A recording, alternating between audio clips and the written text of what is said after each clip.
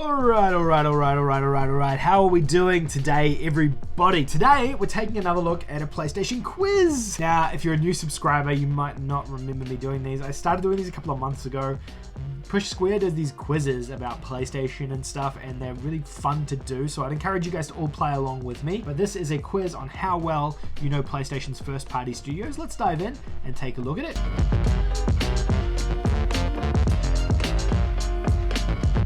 Alrighty, so this is a how well do you know PlayStation's first-party studios quiz by PlayStation Studios, put together by Push Square. It's really cold in here. I'm gonna get a jacket. Give me a second. Yeah, it's colder than I thought it was in here, so sorry about that. Alright, so I would encourage you guys to play along with me at home. I may be a fool when I'm answering these questions, and that is okay. This is just a little bit of fun. Okay, so if you want to check it out for yourself, go to Push Square. The link will be in the description down below. Otherwise, I will try and kind of go slowly through them so you guys can like pick your answers as we go, and then let me know in the comment section below how many you guys got right and wrong, and if you beat my score, and if you know PlayStation better than the PlayStation kid himself, Josh the Platinum Boy. Okay, so the first question. In between the release of Gran Turismo and its sequel, what game did Polyphony Digital develop? Now, I believe this is a picture of the game. So Polyphony, as you guys know, developed all the Gran Turismo games, and that's what they're known for today, but they have developed a couple of other games. Now, I didn't know about this game until the previous PlayStation quiz where they talked about it. I thought their only other game was Tourist Trophy, which was a motorcycle racing game on the PS1, I believe. However, there was another, and I got the question wrong in the last quiz, and it is Omega Boost. Now, I think that's a picture of Omega Boost as well. Ah, look at that. The answer is Omega Boost. They don't give you any detail. They used to give you like a little factoid about it. But yeah, this is Omega Boost. I'm pretty sure that's what the picture is, at least. And you know that because I got it wrong last time when we did one of these. Oh my goodness. Okay. Japan Studios often partners with other teams to make games. Yeah, they do. Which developer helped Japan Studios make White Knight Chronicles? Now, I'm gonna be real with you guys. I've never played White Knight Chronicles. I am familiar with White Knight Chronicles and White Knight Chronicles 2 on the PlayStation 3, but there are two games that I missed. The reason is because by the time I got around to them, the servers have been shut off and the platinums were unobtainable, so I decided, you know what? Not gonna bother with these boys. Now, I have no idea. I mean, I know it's not Atlas. We can roll out Atlas completely. It's either Monolith Soft level 5 or Nihon. I'm gonna say level 5 because it's the only other developer that I know here except for Atlas. Oh, wow, okay. I was right. I was right. That was a guess. See, sometimes you just get lucky, sometimes you just gotta guess. Which studio developed Kinetica? Kinetica. I'm having a blank here. I was thinking, no, Insomniac's first game was a first-person shooter, not that. It could be Santa Monica. Yeah, I think it's Santa Monica Studios. If it's not Santa Monica, I'm gonna have disappointed myself because I spent a lot of time working with these guys. Ah, thank goodness. Yeah, I'm pretty sure this is the only game they've made that's not God of War. Like, I think they made this game, and then every other game Santa Monica have made is God of War. They support on a ton of Sony first-party games. They only actually have made and developed in-house God of War games and Kinetica. Which game did Pixel Opus develop before Concrete Genie? This is Entwined. There we go, Entwined. I remember that because Entwined got kind of released randomly at E3 one year. They just announced it was available on the store, and it just sort of popped out of nowhere and came out. It was, it wasn't a very good game though. Oh, guys, it's your boy. It's Sly. And what year was Sly Cooper game? Oh my goodness, really? I don't know this. It's not 2000, and I don't think it's 2001. It's either 2002 or 2003, I'm pretty sure. The reason I say that is because I know Ratchet came out before it did, and I'm pretty sure Ratchet was 2001. I'm gonna say it was 2003. I'm trying to think back to the time because I remember when I got this game, I was in primary school, maybe high school. No, I would have been in high school in 2003. Alright, I'm gonna say 2003. That's the first one wrong. And that stings because it's Sly. And I'm so sorry, Sly. I'm sorry. Alright, well, we got one wrong. That's one for the Platinum Trophy. Let's see if we can avoid getting any more of them wrong. Alright, we're up to 6 out of 15. What was the only Sony published game the hardware manufacturer had for the launch of the PS2? That was, wasn't Ape Escape 2. That was Fantavision, I believe.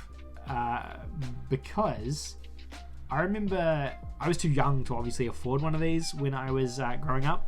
And I remember seeing the games that came out at launch for it and was very disappointed with Fantavision. Yep, it was. So I didn't get one at launch. I waited, I think, till like a year later before I ended up getting my PS2. Yeah. What was the Siphon Filter game developed by Bend Studio that only released on PS2? This is actually a series that I have never played either. Siphon Filter, I'm aware of Siphon Filter, but I didn't play any of them. They released games on the PlayStation 1, then PlayStation Portable, and then PlayStation 2. I know that much. But I'm pretty sure Logan's Shadow was the PSP game. And I'm going to say Siphon Filter 3 was probably on PS1. So I'm going to say it was either Omega Strain or Dark Mirror. And that's just like trying to eliminate things based on title. I'm going to go with Omega Strain, but it's a guess. It's a guess. The only one I'm confident was on PSP is Logan Shadow.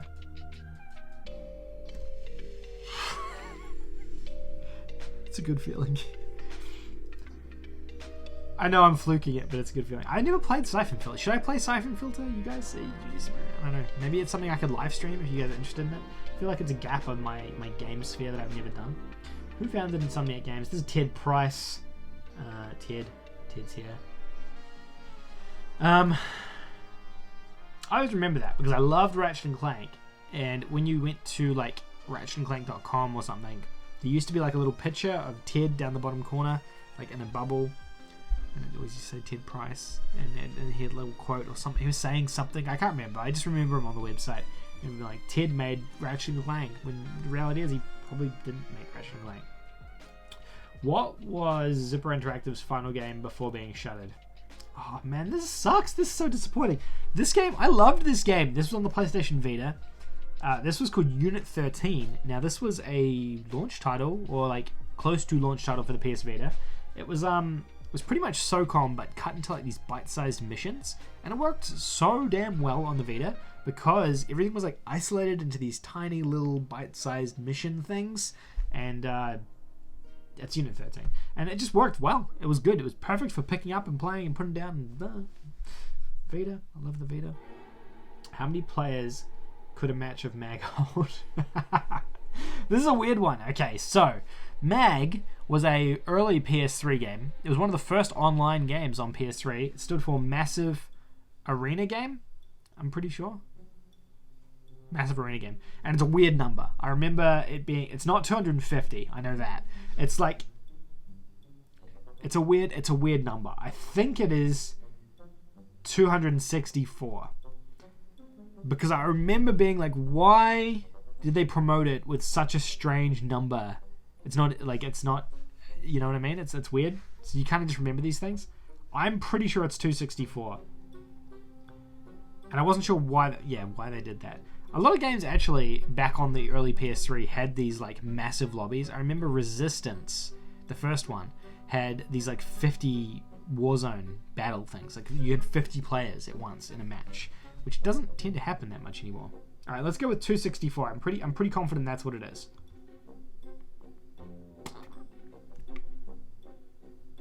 Well,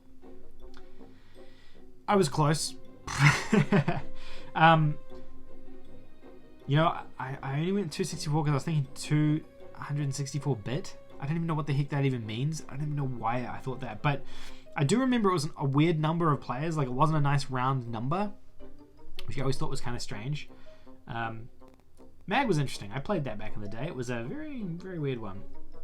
How many Uncharted games were released on the PlayStation Vita? Okay, so this is a trick question, because what most people are going to say here is 1. But it's actually 2 because of Uncharted Fight for Fortune, which was that really terrible card game that Sony Ben developed after they made Golden Abyss. It's a trick question. These guys are getting tricky with us now, so it's the answer's 2. Okay, God of War, my boy Kratos. How many God of War games has Santa Monica Studios developed? I think this is also going to be a trick question, because there's actually more God of War games that weren't developed by Santa Monica. But they made the original God of War 1 on the PS2, God of War 2 on the PS2, then they made God of War 3 on the PlayStation 3, then they made God of War Ascension on the PlayStation 3 as well, so that's 4 games, and then they made God of War Reboot, which is 2018's God of War, which is 5. I think it's 5. Am I missing one? 1, 2, 3, Ascension, and then the other one. Then there's the 2 PSP games as well. I'm saying it's 5. I reckon it's 5. But I have a feeling they're going to be hoping that people think Chains of Olympus and Ghosts of Sparta are part of that as well. So I'm going to say 5. Thank goodness we got there. Which of these characters does not feature in PlayStation All-Stars Battle Royale? Now, I haven't even scrolled down yet, but you're not gonna trick me on a PlayStation All-Stars Battle Royale question.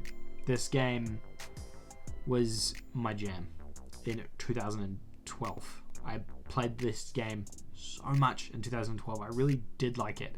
I actually went back and played it a little bit this year, and it's not good at all. I don't know what I was thinking. Okay, Parappa the Rapper was in the game. Crash Bandicoot was not in the game. Cat was actually added to the game later as DLC, and so was Naruto. But the answer is Crash Bandicoot, unfortunately. Crash needed to be in that game. I don't know why he wasn't. Rest in peace. PlayStation All-Stars. Which of these PlayStation VR games did London Studios develop? Okay, so this is another really easy one. London Studios. Well, we can go through all these actually, and we can break down who did what. So, Marvel's Iron Man VR was the most recent VR game to come out. That was developed by Camouflage Studios, which I believe is a Canadian studio, I think. Astrobot Rescue Mission was developed internally by Sony as a first party. That was developed by Japan Studios. Firewall Zero Hour was another second party game. They are... I can't remember the developer of Firewall now. It's like Farpoint Game? No, it's not Farpoint.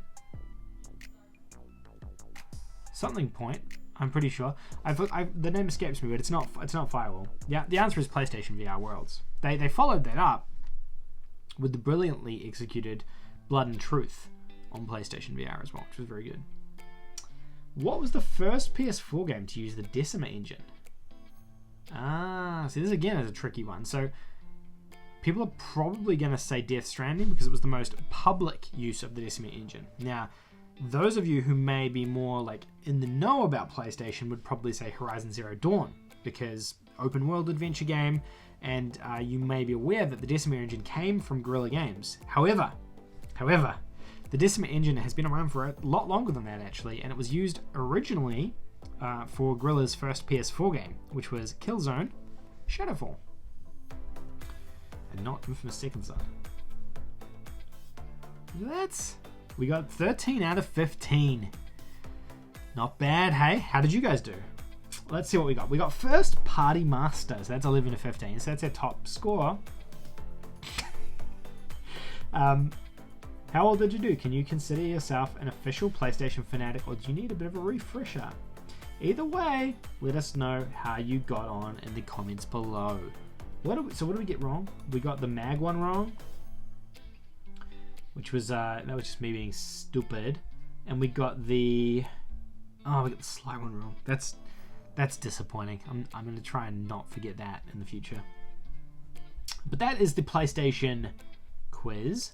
How well do you know PlayStation's first-party studios? Let me know what score you guys got down in the comment section below. Curious to find out if any of you guys got 15 out of 15. Maybe you're a super PlayStation connoisseur and you know everything about PlayStation. Or maybe you couldn't beat me. Let me see. Let me know. There's a challenge to you guys to see if you were able to beat me.